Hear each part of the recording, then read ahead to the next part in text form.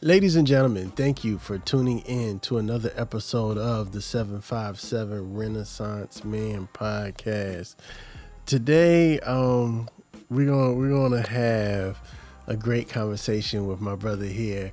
Ladies and gentlemen, I want to introduce you to Mr. Pezo Coconut Johnson. How you doing today, sir? I'm good, man. How you doing, man? Man, I'm awesome, man. I'm glad to have you here. It's a lot of history that I want to talk about with you today. You've been repping the 757 for a long time, and especially within radio. So I wanted to sit down and have a conversation with you. So first and foremost, how are you today, sir? I'm good, man. How you doing, man? I'm good. God is good. All the time? Mm-hmm. Don't get me, hey, don't get me playing up in here. Raised in church. Don't let the beard fool you. All right. So tell the people who you are, and well, most importantly, let's start out like this. What was the first radio station you started at here in the 757? Well, I started here in the 757 at Hot 102.1. It's a dope hip-hop station. Actually, at the time, I was in Columbia, South Carolina doing radio. And I got a call from KJ Holiday. Rest in peace, KJ Holiday. Rest in peace to my man, KJ Holiday, to work at 92.1 The Beat. And so... he was supposed to send me the contract. We was talking for a couple of days, and he was sending me the contract. And then he called me and was like, "Bro, I just got a job in Detroit, so I want to hire you. But what I'm gonna do is I'm just gonna, I'm gonna introduce you to Heart Attack." And then he introduced me to Heart Attack over the phone. Shout out DJ Heart Attack. DJ Heart Attack. And so, long story short, Heart Attack didn't hire me. So. Couple months later, Steve Hegwood, which is like a radio icon, just to give you a brief on like what he done. He's the one that started the urban programming for Radio 1.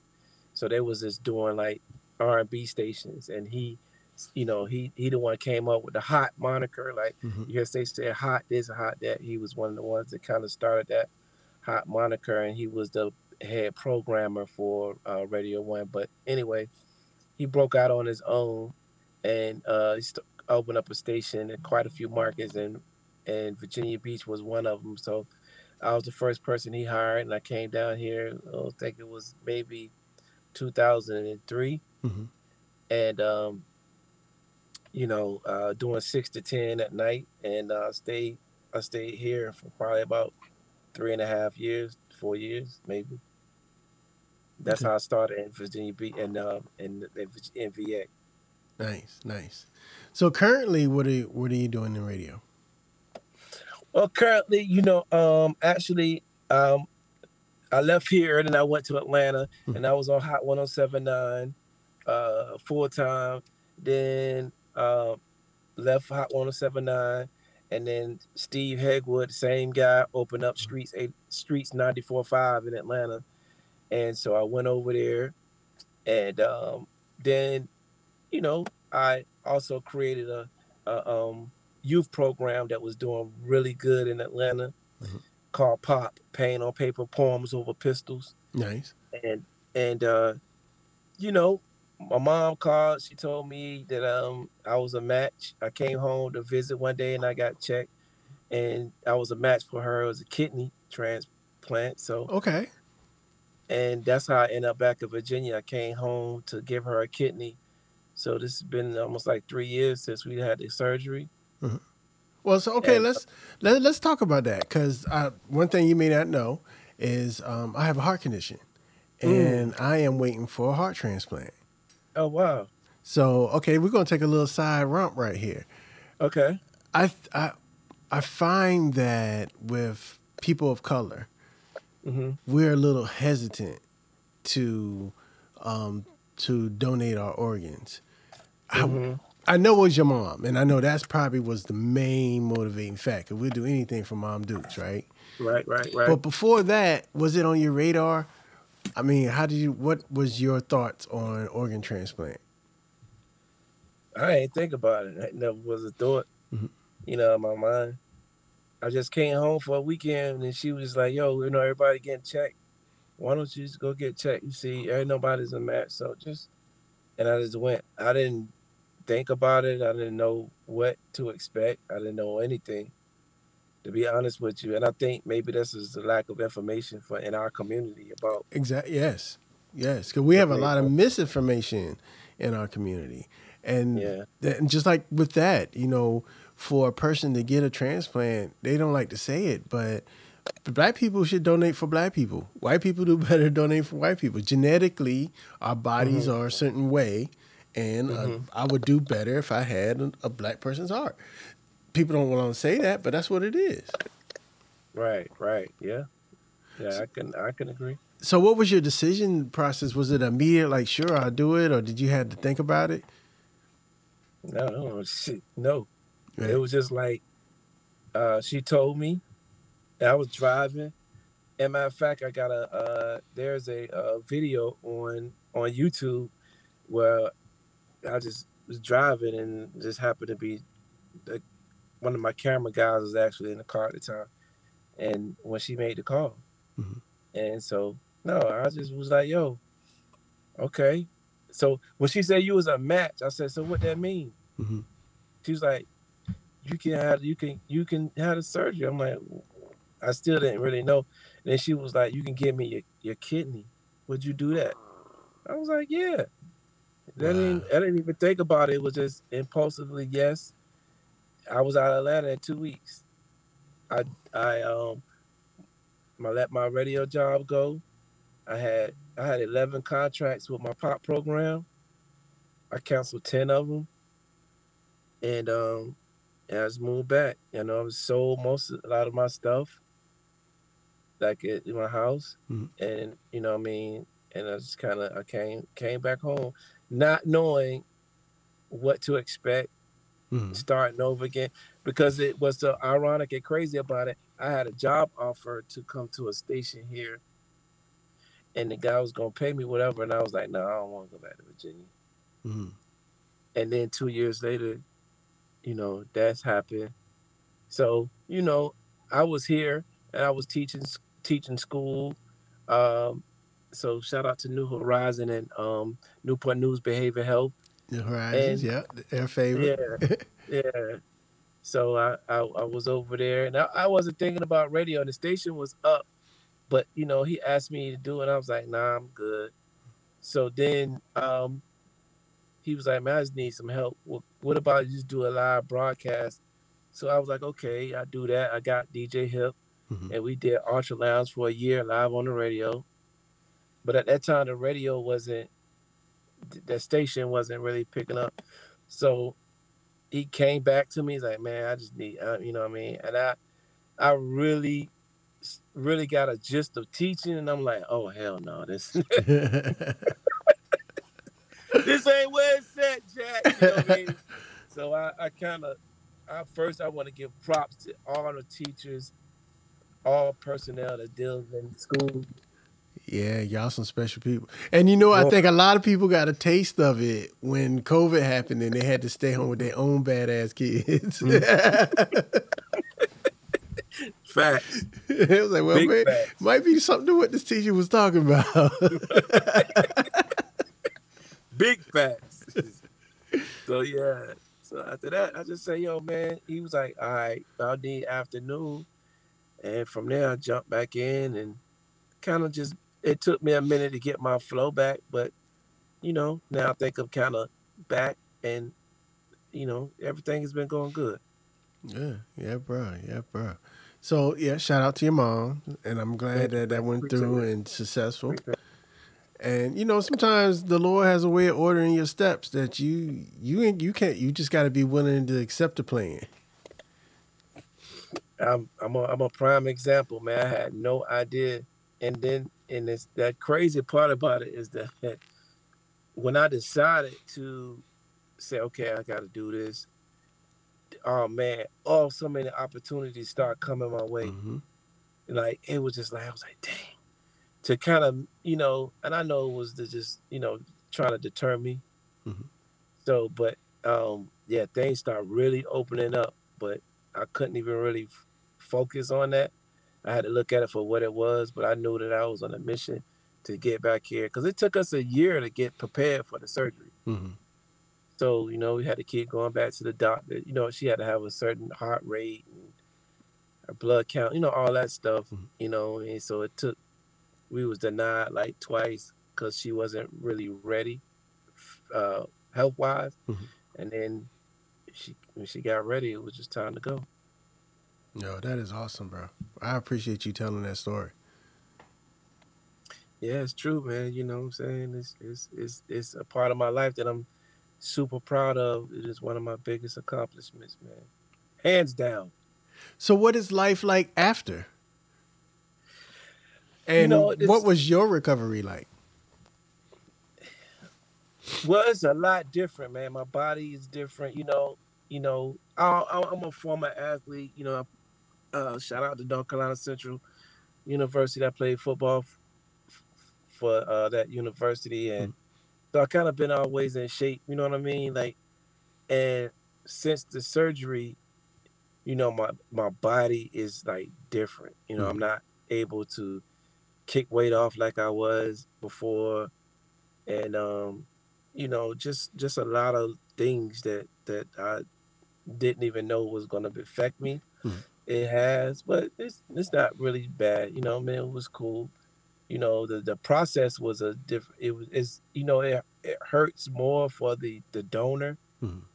than the actual recipient. Mm-hmm. So my surgery was 8 hours. I think her surgery was 6. Mm-hmm. So I stayed in the hospital for like 7 days. She stayed in there for like 5. So my body is it's just different. So some things that I just have to get acclimated to. But other than that, man, it's just a blessing that I was able to do that.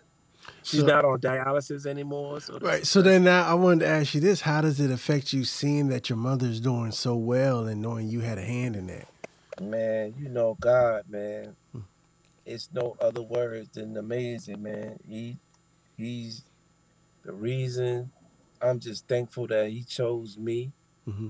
You know what I'm saying? And I'm just ecstatic, man, just to see her not having it. She didn't like to go to dialysis, but she went every morning, and then some days she'd just be so tired, you know what I'm Mm-hmm. saying, and wore out, and she would have to take a nap in the car before she drive home, and she just always was talk about how she didn't really like the experience of going in there. Some people being there crying, Yeah, man, yeah. because yeah. So just to see her now doing good, and you know, and I had my small hand in it. Is always a fulfilling situation, man. Yeah, man. So I want to change lanes a little bit. Yeah, Um, yeah. we have a lot of mutual friends together. Mm-hmm. Uh, Namely, we both know the Buddha brothers. Yeah, definitely. And I found out a story that you had a hand in shaping the Buddha brothers as we knew it in this last form. This is after RIP. This is after Mike Lord passed away. Mm-hmm. You convinced Angus Black to talk to Law and become part of the Buddha Brothers. Well, no, I didn't do that because Mike Lord was talking to Angus about wanting to get into comedy, Mm-hmm. right? Right. So I know that. because I would go to the comedy uh, club a lot, you know. But I turned Angus on to comedy. Mm-hmm. Like Angus was an intern that I met at DTLR and military. He was telling me the story. That's on his. He actually tells that story on our episode. Oh wow, that's dope. So yeah, so I mean, but yeah, I probably say, yo, when he was talking to me about it when I was in Atlanta, I was like, yeah, man, Mm-hmm. nigga, yeah, go, you need to do that. You know what I'm saying? So they kind of, it was like he did what part of the game is that, so it was like an Mm-hmm. audio story type Right. thing. So it was more like the crib, like in a sense, you know what I'm saying? Like I wouldn't say that, but I know it has inspired it. You know what I'm saying? Mm-hmm. But anything for law, and B, I came home when I was in school, college, and people were telling me I should get in radio, and I was like, nah, I don't, but um, I came home and they got Biggie on the radio, Mm-hmm. and I listened to the interview, and that's when the light went off. Like, you should get in the radio because when I used to be in my freshman year, I used to take the speakers in my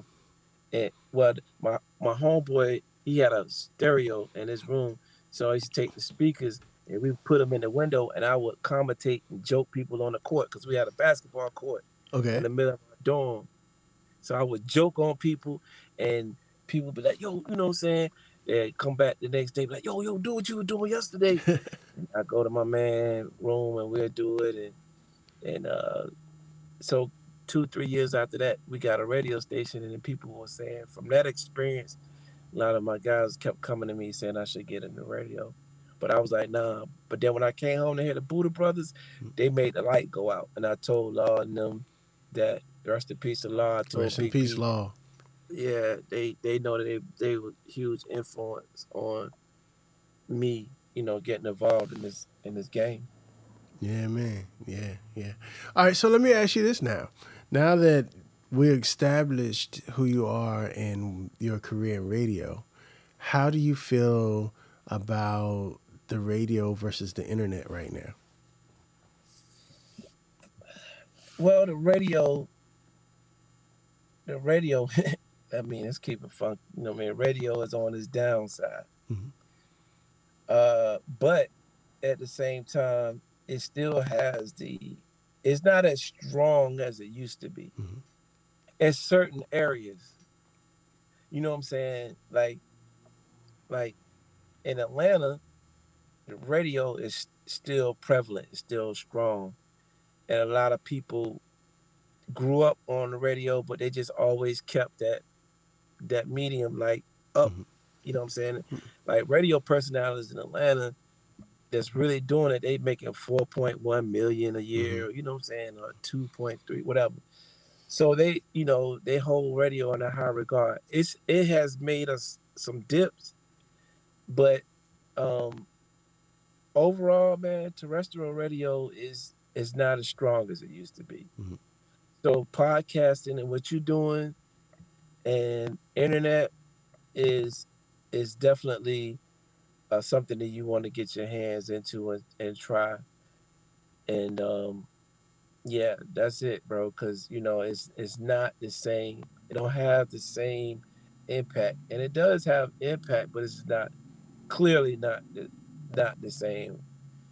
And but like I said, certain markets, it's like that. When I was in Atlanta and I was, yo, I'm gonna be at such and such such, or if I'm calling in, yo, I'm here. Da, da, da, da. They want nothing for like 50 cars to come, just Right, you know what I right. mean.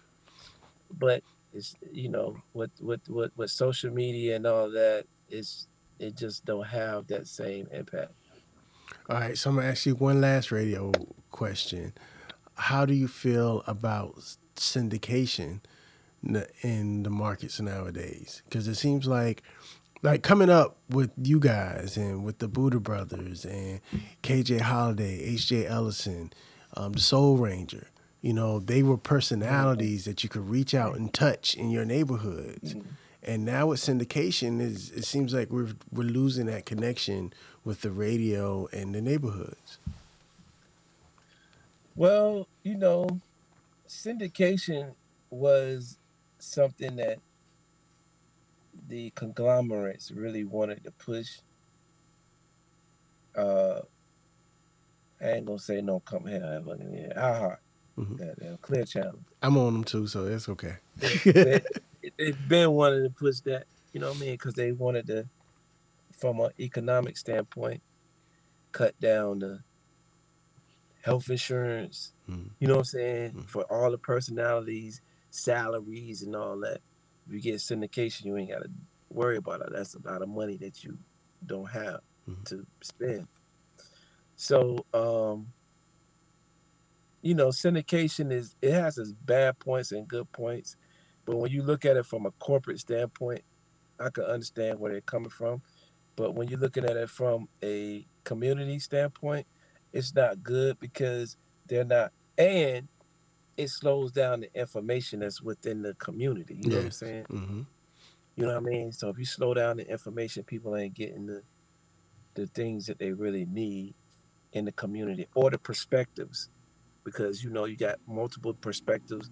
Well, I feel about this, and that. Oh, I feel this way. So, it's just, I feel that the corporate really pushed that hard because they've been wanting to do that.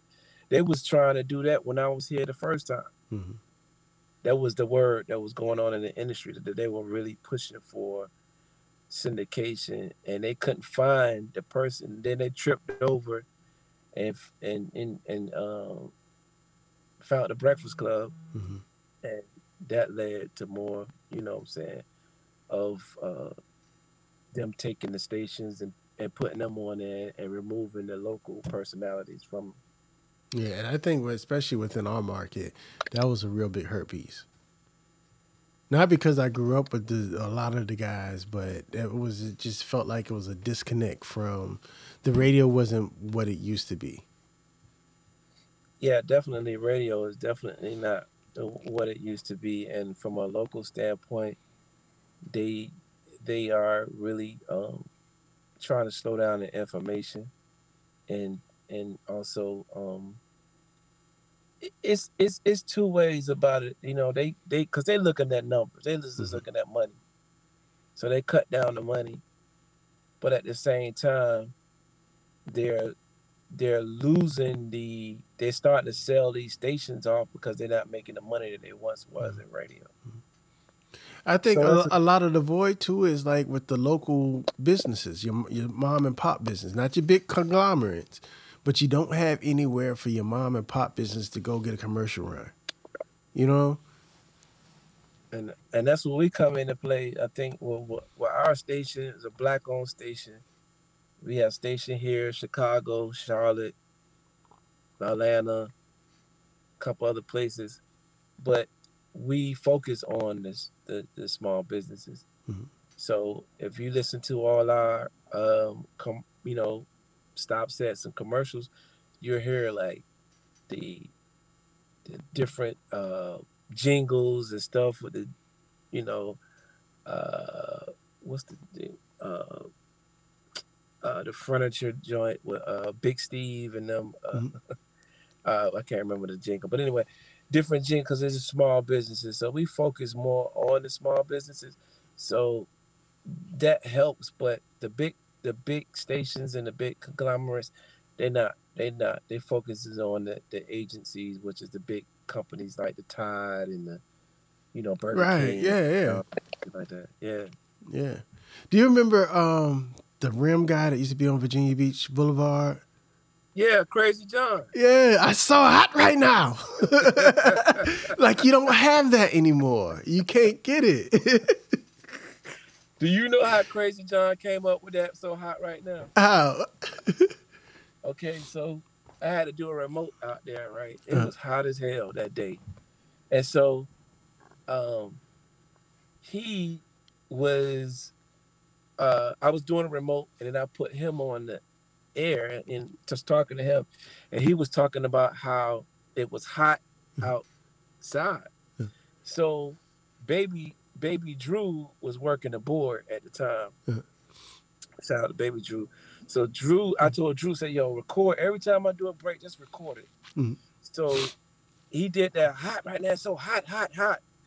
And I called them back after I got back to the station and I was going through it. I was like, yo, bro, I think you need to do something with this. Like, this is it right here, bro. This is, and he was like, you think so? I said, yeah. So that's how he came up with that. It's hot Nice. right now.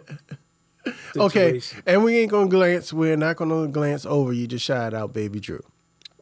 Yeah.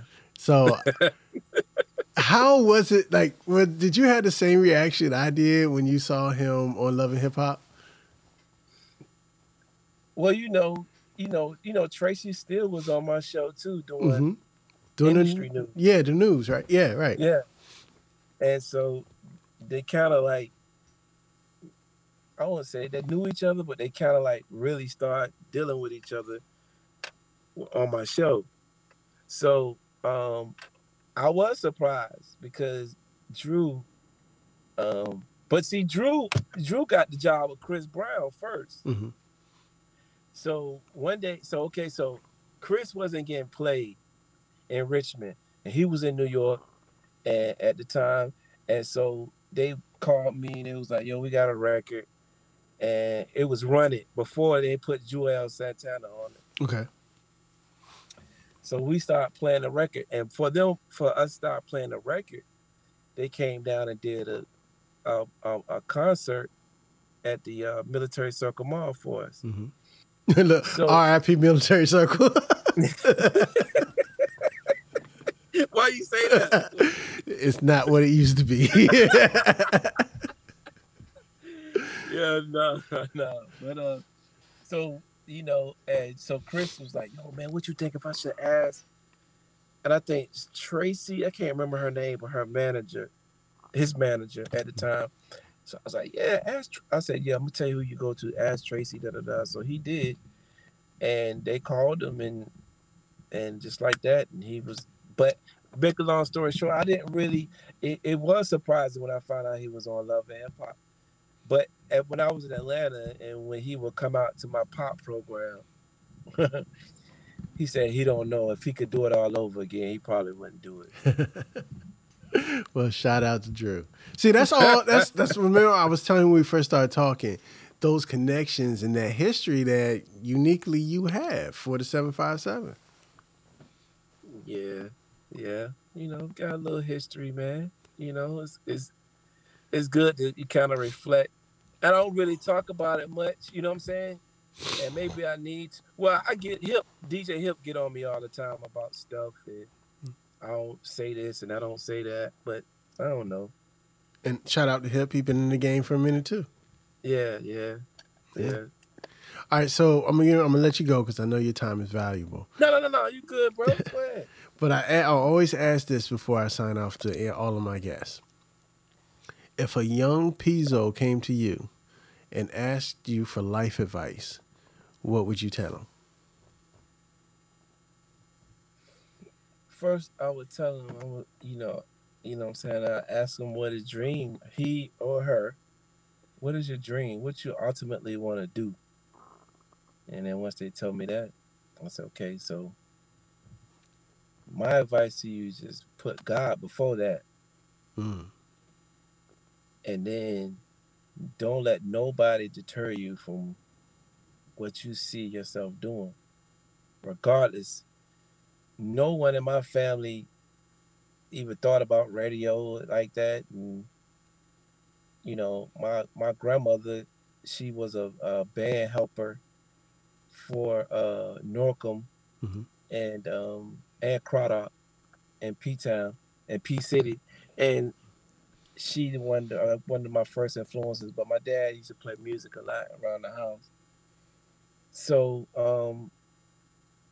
that's how I became, in love, entrenched with music. But I didn't let nobody deter me because they didn't understand my dream. Radio, what are you talking about? What's wrong? But never stop dreaming. Just put God before you dream and it will manifest. But you got to stand 10 toes down in it. Like in this game, I started out in Raleigh, Durham, left there, went to Jacksonville, Florida, left there, went to Columbia, South Carolina, left there, came back home, left there, went to Atlanta, now I'm back home again. Yeah. So, and I've been putting in a lot of work, man, and I will let them know that it's gonna take a lot of hours. It's gonna take a lot of no's. People gonna tell you no, but you just gotta totally believe and put God before that, man, and it'll manifest. Yeah, How bro. did you get involved in the music industry, man? Oh man, I don't know. I think I liked music before I was even born, bro. And my mom is well, one of the stories I've never told is my mom has always been a singer, a gospel singer. Mm. And she came up in the 60s and 70s, back when they used to have the traveling gospel shows. Mm-hmm. And that's actually how she met my father. She was traveling. That she's from Oklahoma, and they played at my grandfather's church in Illinois, and that's how that happened. But Mm. I've always had music in my house, from jazz to gospel to, and then I fell in love with, because of that, the jazz, the gospel, and the funk influence. I naturally fell in love with hip hop. Mm-hmm. And we came up in the era where what I consider the golden era of hip hop. Mm-hmm. Mm-hmm. So yeah, I love music. I was in the band. Shout out to Deep Creek and the mighty Norfolk State Spartan Legion. Okay. Okay. So, and then I've always been some type of artist. And what really got me into radio, I've always had friends in the industry, and for instance, were DJs and whatever. And growing up in this area, my father was really big in the church, so a lot of musicians come from the church. And when I got into graphic design during the same time mixtapes first start coming out. Mm. So that's when everybody had to have their mixtape, and I did a couple. I did one for DJB. Jack was my homeboy, so I was like, "Let's do this, Jack," because we were watching the DJs in New York, Mm. and we were sitting around one day, and I was like, "Jack, we could be doing this, bro." And we went down. We took our little monies. That was Jack and my brother Kenyon. Shout out to him. We went down to Mm. Waterside to the Mother's Records and Tapes. Mm. We bought all the TDKs and Memorexes they had. Went back. Jack did a mix. We all took 10 tapes apiece. We all had 3 masters. We ran them masters on like the 1-to-1, them old school 1-to-1 tape. Mm. Not recording equipment, like the boom box that ran the Okay. copies. You know what I'm Oh, saying? wow. Wow. Okay. We used to Yeah. go to Northside Park and just sell them. And because of Mm. that, I ended up having relationships with all other DJs. And, the Buddha Brothers were like a role model to Jack. And used to let us hang out there. And so I started doing work for them. And my man, E.T., remember Flavor for You? He was Mm-hmm. doing all that. And then I started working with E.T. and T. Virginia House of Comedy. And it's Mm-hmm. so small down here that, you know what I mean? It didn't take long. So, and Rob. I've always kept one foot kind of in the media space down here.